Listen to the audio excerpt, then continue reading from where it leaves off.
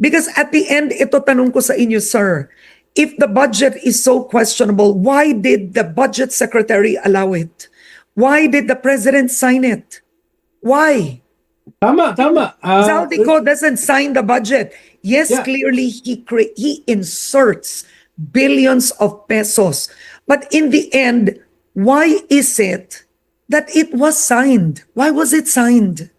Well, una ay hindi niya pinirmahan. Di ba? Pinaayos niya ng konti dahil nilalabag nito yung konstitusyon. Ikalawa, Pakinggan nyo, may aaminin dyan si Secretary Llamas. ay hindi ganun kalaki yung kanyang binito. Mm-mm. Around Only 30 26. billion. He Yung only, kanyang how much did he veto? 30 billion. Yes, exactly. Yes. Only Oo. 30 billion. And Oo. some of the others that were vetoed were unprogrammed. Yes. Tapos ikatlo ay ayaw nila ng reenacted budget. Dahil election year eh. Diba? Election year. So mas gusto nila na merong budget para sa purposes ng election. Although hindi nila aaminin yan. Kaya nag-agree ako sa iyo na may certain level ng culpability. Yeah, because ng presidente. tanong ko lang, sir. Ano daw?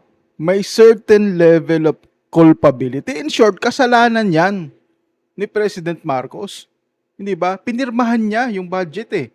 Yung budget na mas mataas yung pera na mapupunta sa DPWH versus sa DepEd. Magagalit sa'yo ang mga Jumojos kay PBBM niyan, Secretary.